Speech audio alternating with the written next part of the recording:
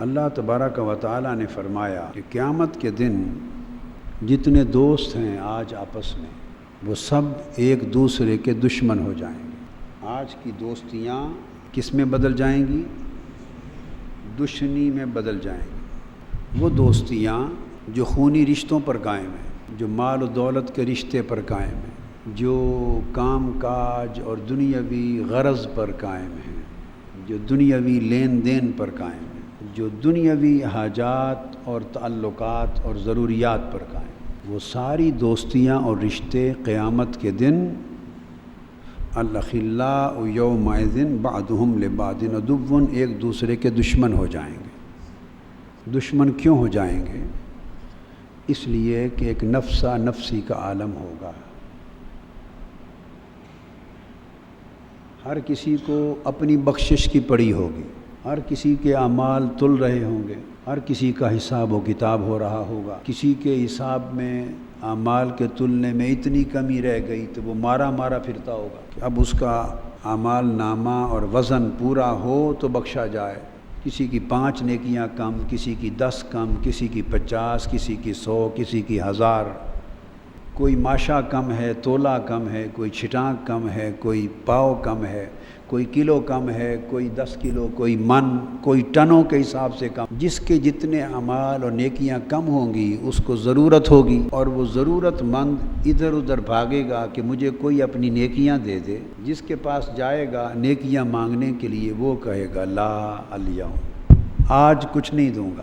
تو دوستی دشمنی میں بدل جائے گی۔ اگر یہ دوست تھا میرا، ہمارا اتنا لین دین تھا، آج مجھے 10 نیکیاں بھی دینے کو تیار نہیں۔ اولاد کی نیکیاں کم ہو گئی، دوڑ کے ماں باپ کے پاس جائیں گے، ماں باپ اپنی نفسا نفسی میں ہوں گے، مانگیں گے ابا جان، امی جان، اتنی نیکیاں کم ہیں، دوزخ میں جا رہا ہوں، کچھ اپنی نیکیوں میں سے دے دو۔ وہ کہیں گے بیٹے آج ہمیں اپنی جان کی پڑی ہے، دوزخ میں بچا رہے ہیں، تمہیں کہاں سے دیں۔ ماں باپ میں سے کسی کی کم ہو گئی، اولاد کے پاس جائیں گے، بیٹے ہماری نیکیاں کم ہیں، دوزخ میں جا رہے ہیں، کچھ اپنی نیکیوں سے دے دو تاکہ دوزخ سے بچ جائیں۔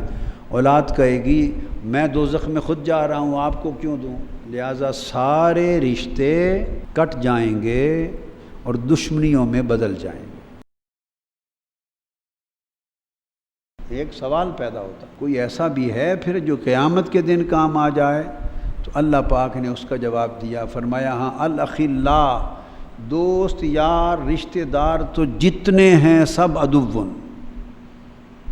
یومئذ بعضهم لبعض عدو، یہ تو سب دشمن ہو جائیں گے۔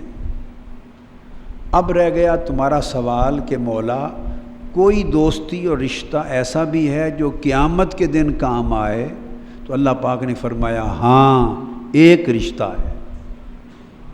بولیے، اب آپ کنسنٹریٹ کریں نا اس کے اوپر، ایسا ایک رشتہ بس بچ گیا، الا المتقین، بس اللہ والوں کا رشتہ بچ گیا، اللہ والوں کا رشتہ بچ گیا۔ متقین جو اہل تقوی ہیں، اور قرآن مجید نے کہا ان اولیاءہ الا المتقون، اور جو متقین ہیں وہی اولیاء ہوتے ہیں، جو متقی ہیں وہی اولیاء ہوتے ہیں۔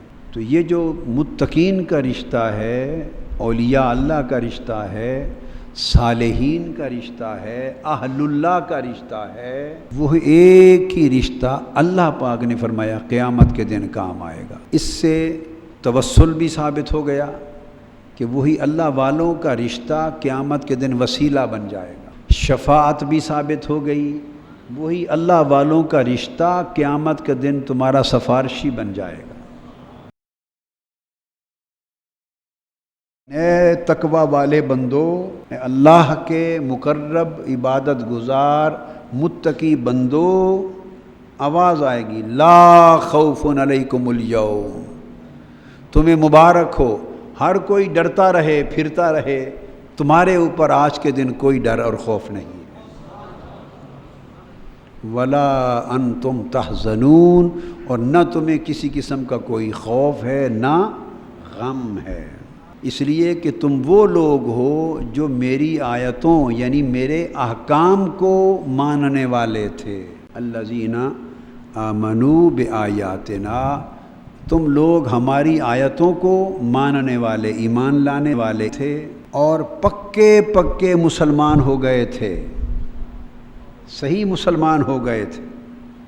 حکم ہوگا ادخلوا الجنہ انتم وازواجکم، اب جاؤ تم کوئی پریشانی نہ کرو، حساب دینے والے حساب دیتے رہیں گے، تلنے تلوانے والے تلتے تلواتے رہیں گے، بھاگ دوڑ کرنے والے بھاگ دوڑ کرتے رہیں گے، تم جاؤ تم بھی اور تمہارے ازواج یعنی بیویاں، بچے، جوڑے، سنگتی ازواجکم، تمہارے جوڑے، تمہاری سنگتیں سب کو لے کے دوڑ جاؤ سیدھا جنت میں آرام کرو۔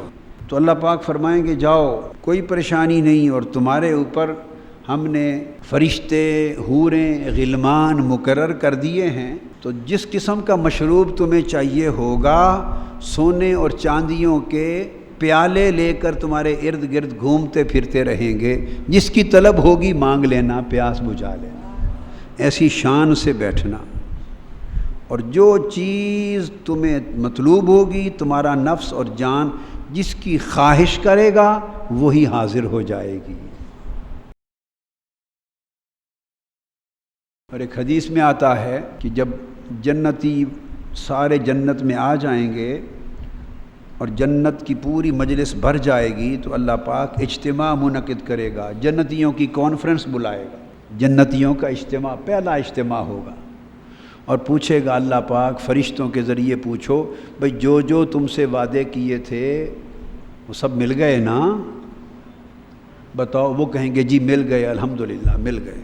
اچھا، ان سے پوچھیں گے بتاؤ جو وعدہ کیا تھا جنت کے لیے، جنات تجری من تحتها الانہار، مل گئے جی، پھل پھول بھی مل گئے، گھر، باغ، غرف، محل، مکان مل گئے جنت کے، مل گئے، باغ، جنتیں، بہار بھی مل گئے، چشمے بھی مل گئے، نہریں بھی مل گئیں، مربوں کے حساب سے جنت کے باغات بھی مل گئے، جو کہا تھا مل گیا نا، مل گیا، نعمتیں مل گئیں، فردوس مل گئی، نعیم مل گئی، وہ بتاتے جائیں گے سب مل گیا، مولا تیرا شکر، جو وعدے کیے تھے سب مل گیا۔ جب سب سے پوچھ لیں گے تو ایک طبقہ خاموش کھڑا رہے گا، وہ کسی بات کے جواب میں بھی نہ سر ہلائے گا نہ ہاں کہے گا، خاموش رہے گا اور چپ کھڑا ہوگا، اور جب سارے سوال ختم ہو جائیں گے تو ان کے چہرے مرجھا جائیں گے جیسے آنسو ہوتے ہیں، پریشان ہوں گے۔ اللہ پاک فرشتوں کو بلائے گا، فرمائے گا وہ جو لوگ کھڑے ہیں نا، انہوں نے یہ چپ کھڑے ہیں، کچھ پریشان لگتے ہیں، جاؤ ان سے ملو اور پوچھو کیا تمہیں تمہارا وعدہ نہیں ملا؟ فرشتے ان کے پاس جائیں گے، پوچھیں گے تمہیں نہیں ملا؟ وہ کہیں گے نہیں ملا۔ بھئی باغ مل گئے، کہتے ہیں تو ہم تو باغ کے لیے تو آئے نہیں تھے، حوریں مل گئیں، حوروں کے لیے بھی نہیں آئے تھے، پھل پھول چشمے سب مل گئے، ان کے لیے تو ہم نہیں آئے تھے، ہم نے تو ان چیزوں کا سودا ہی نہیں کیا تھا۔ تو تم چپ کھڑے ہو، کون سا وعدہ کیا تھا تم سے جو نہیں ملا؟ وہ کہیں گے ہمیں باقی چیزوں کا تو سودا کیا نہیں تھا، ہم سے تو وعدہ تھا کہ دیدار ہوگا۔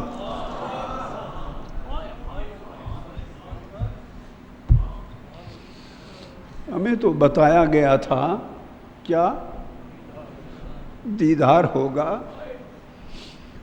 اور جب سے دیدار کا سنا تب سے راتوں کے بستر چھوڑ دیے تھے کہ اب اس آرام کو کیا کرنا، اسی دیدار والا آرام پائیں گے، اور سنا تھا کہ یہ چھوڑ دو گے، یہ محنتیں کرو گے تو دیدار ہوگا۔ ہم نے تو سب کچھ تج کر دیا تھا، تیرے باغ، تیرے بہار سب چھوڑ دیے تھے، ہم سے وعدہ تھا دیدار کا، اور اب تو پوچھتا ہے جنتوں کا اور حوروں کا؟ ہم نے حوروں کو کیا کرنا، ہم نے تو وہ نہیں ملا۔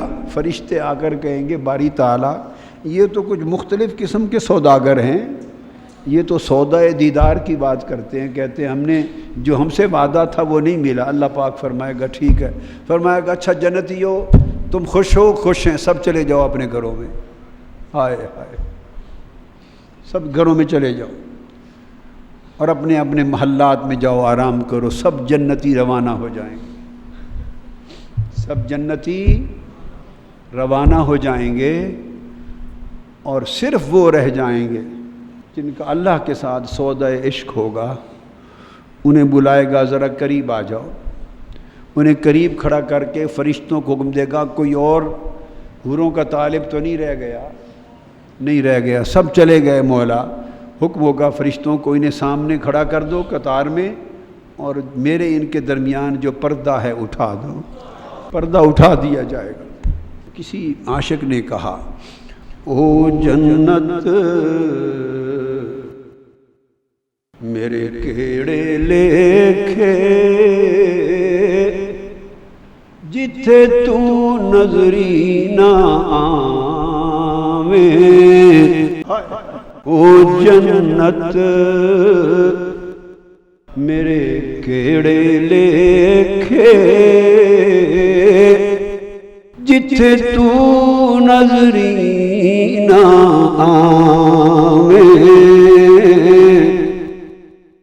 او دوزخ مینوں لکھ بہشتاں جتھے تو آویں تے جاویں۔ بے شک دوزخ میں ہی پھینک دے، پر دوزخ کے کنارے پر رکھ کہ باہر سے تیرا گزر آنا جانا ہوتا رہے، تجھ کو تکتا رہے۔ عبداللہ بن مسعود رضی اللہ تعالیٰ عنہ فرماتے ہیں ایک شخص حضور علیہ السلام کے پاس آیا اور آ کے پوچھا یا رسول اللہ، اگر کسی شخص کو کچھ ایسے لوگوں کے ساتھ محبت ہو جو اللہ سے محبت کرنے والے ہیں مگر ان سے مل نہ سکے، وہ پہلے گزر گئے یا دور رہتے ہیں، رجل حب قوما ولم یلحق بہم، ان سے محبت تو کرتا تھا وہ شخص مگر ان سے مل نہ سکا، ملاقات نہ کر سکا، تو فرمایا اس کا حال کیا ہوگا؟ اللہ کی محبت میں اس نے محبت تو کی ان بندوں سے جو اللہ سے محبت کرنے والے تھے، اللہ ان سے محبت کرتا تھا تو اللہ کی خاطر ان سے محبت کرتا رہا پر مل نہ سکا، یا زمانہ مختلف تھا وہ پہلے گزر گئے، یا ملک جگہ دور تھی مل نہیں سکا، تو کیا ہوگا؟ فقال رسول اللہ صلی اللہ علیہ وسلم المرء مع من احبہ، فکر نہ کرے دنیا میں مل نہیں بھی سکا کوئی بات نہیں، اس محبت کے صدقے اللہ تعالیٰ قیامت کے دن اسے پکڑ کے ان کے ساتھ ملا دے گا، انہیں پکڑ کر مع من، ان کے ساتھ کھڑا کر دے گا اور فرمائے گا ھذا الذی کنت تحبہ فی، یہ ہے وہ شخص جس سے تو میری خاطر محبت کرتا تھا، اب جہاں یہ جائے گا تو بھی ساتھ جائے گا۔ اور ایک فرمایا حضرت ابو ذر رضی اللہ تعالیٰ عنہ نے، یہ ابو داؤد نے روایت کیا کہ ایک شخص نے پوچھا یا رسول اللہ، ایک شخص محبت تو کرتا ہے اللہ والوں کے ساتھ، اللہ والوں کے ساتھ محبت تو کرتا ہے اور کوشش بھی کرتا ہے کہ ان جیسے عمل کرے، یہ شرط ہے، کوشش بھی کرتا ہے کہ ان جیسے عمل کرے، انہی کی راہ پر چلے، مگر ان کے برابر ان جیسے عمل کر نہیں سکتا، اپنے عملوں میں ان جیسا بن نہیں سکتا، چلتا ہے انہی کی راہ پر، محبت کرتا ہے، کوشش کرتا ہے، پر اپنے عمل میں ان جیسا بن نہیں سکا، تو پھر یا رسول اللہ اس کا حال کیا ہوگا؟ تو آقا علیہ السلام نے فرمایا قال انت یا ابا ذر مع من احببت، اے ابو ذر تجھے بتا دیا ہے کہ کمی بھی رہ جائے گی، کوشش کرے تو پھر جس سے محبت ہے قیامت کے دن اس کے ساتھ ملا دیا جائے گا۔ کہ رشتے دنیا کی غرض پر قائم نہ کرو۔ اب جتنے لوگ منہاج القرآن میں آتے ہیں، منہاج القرآن میں کام کرتے ہیں، منہاج القرآن سے وابستہ ہیں، کوئی یہاں کا رشتہ نوکری سمجھ کے نہ رکھے، ورنہ نوکری کی تنخواہ 4 پیسے جو نصیب ہے وہ تو مل ہی رہی ہے، آخرت میں اس کا کوئی نفع نہیں ہوگا۔ آخرت میں وہ تو بھئی یہاں نوکری کر لی، سٹاک ایکسچینج میں کر لی، ریلوے میں کر لی، واپڈا ہاؤس میں کر لی، برابر ہو گئے۔ وہ جو تنخواہ جو نصیب میں ہے وہ تو مل رہی ہے، تھوڑی یا زیادہ جو رزق اللہ نے لکھا ہے وہ تو ملتا ہی رہے گا۔ وہ تو ملنا ہی ہے. نیت کے بدل لینے سے نہ وہ کم ہو جانا ہے نہ وہ زیادہ، تو ممکن ہے برکت کی شکل میں ہو جائے کہ اس میں اللہ برکت ڈال دے. کم تو نہیں ہونا نیت بدلنے سے. اور اگر نیت یہ کر لو کہ یہ جو میں یہاں تعلق رکھے ہوئے ہوں یہ اللہ اور اس کے رسول کی محبت میں صرف آخرت کے لیے رکھے ہوئے کہ میری آخرت سنور جائے، اور اللہ کے رسول کی محبت میں یہاں آتا ہوں. کیا؟ اللہ اور اللہ کے رسول کی محبت میں آتا ہوں. جب صبح گھر سے چلتے ہیں تو اس وقت نیت یہ کر لیا کریں کہاں چلے ہیں، ادارے چلاؤں. یہ نہ سوچا کریں کہ آج کی نوکری کے لیے چلاؤں، نہیں، ادارے چلاؤں اللہ اور اللہ کے رسول کی محبت کا حق ادا کریں، کچھ محنت کرنے تک کہ اللہ رسول راضی ہو جائیں. دھیان میں یہ رکھا کریں. تو اللہ رسول کی محبت میں آپ تنظیم کا کام کریں، آپ ویمن لیگ کا کام کریں، منہاج القرآن کا کریں، ویلفیئر کا کریں، تعلیمی اداروں کا کریں، مشن کا کریں، دعوت کا کریں، دنیا میں کسی کی خیر بھلا نفع کا جو کام اس مشن کا کریں. نیت رکھیں فی حب اللہ والرسول، حب رسول، اللہ رسول کی محبت میں، تاکہ آخرت سنور جائے اور اللہ راضی ہو جائے، اور اللہ راضی ہو جائے. ایک بات تو یہ کہ تعلق کی بنیاد دنیا نہ ہو، اللہ رسول کی محبت ہو. ایک نمبر 2، محبت کرو جن سے اللہ کی محبت کی نسبت سے، پھر کوشش مقدور بھر کرو کہ زیادہ سے زیادہ محنت کر کے عمل ان جیسے ہو جائیں، عمل اچھے ہو جائیں، عمل میں تقوی آ جائے، عبادت آ جائے، پاکیزگی آ جائے، ڈنڈی نہ ماریں، جھوٹ نہ بولیں، دھوکہ نہ کریں، بد اخلاقی نہ کریں. کوئی ملنے آئے تو ایسے بیٹھے ہوئے روکھے منہ سے نہ ٹرخائیں، یہ ہمارا نہیں، اس دفتر میں جائیں جی. تو یہ تو اس طرح کی بات ہے جیسے اللہ رسول سے واسطہ ہی کوئی نہیں آتا. امام اعظم ابو حنیفہ رحمۃ اللہ تعالی علیہ، ان کے اساتذہ اور شیوخ جن سے انہوں نے علم، دین اور حدیث لیا وہ 3000 کے قریب ہیں، اور 300 ان میں ایسے ہیں جو بڑے اعلیٰ پائے کے ہیں جن سے سیکھا، زیادہ لیا. اور ان میں 4 آپ کے شیوخ حضور کی اہل بیت پاک میں سے ہیں. ایک سیدنا امام محمد باقر علیہ السلام، محمد باقر بن سیدنا امام زین العابدین. ایک سیدنا زید بن علی زین العابدین، سیدنا امام زین العابدین کے دوسرے بیٹے حضرت زید. تیسرے سیدنا امام جعفر الصادق جو امام محمد باقر کے بیٹے. اور چوتھے سیدنا محمد بن حسن امام حسن مجتبی کے پوتے حضرت حسن. 4 مشائخ استاد آپ کے اہل بیت سے ہیں. ان میں سے ایک عمر میں آپ سے بڑے تھے، ایک عمر میں بڑے تھے، ایک میں 1 سال کا فرق تھا، عمر میں برابر تھے. 2 اہل بیت کے شہزادے عمر میں چھوٹے تھے. اپنی عمر سے چھوٹوں کی بھی صحبت میں گھٹنے ٹیک کے بیٹھ کے سیکھتے، کیوں؟ حضور کی اہل بیت میں سے ہیں. تو یعنی اپنوں سے چھوٹوں سے بھی پڑھے. وہ نسبت کیا تھی؟ اس میں نسبت حب رسول تھی، نسبت حب اہل بیت تھی. تو یہ جو نسبت ہوتی ہے حب رسول کی، حب اللہ کی، حب اولیاء کی، حب صالحین کی، یہ نسبت دنیا اور آخرت میں کام آتی ہے. بقایا نسبتیں چھوڑ جائیں گی، یہ نسبت قیامت کے دن کام آئے گی.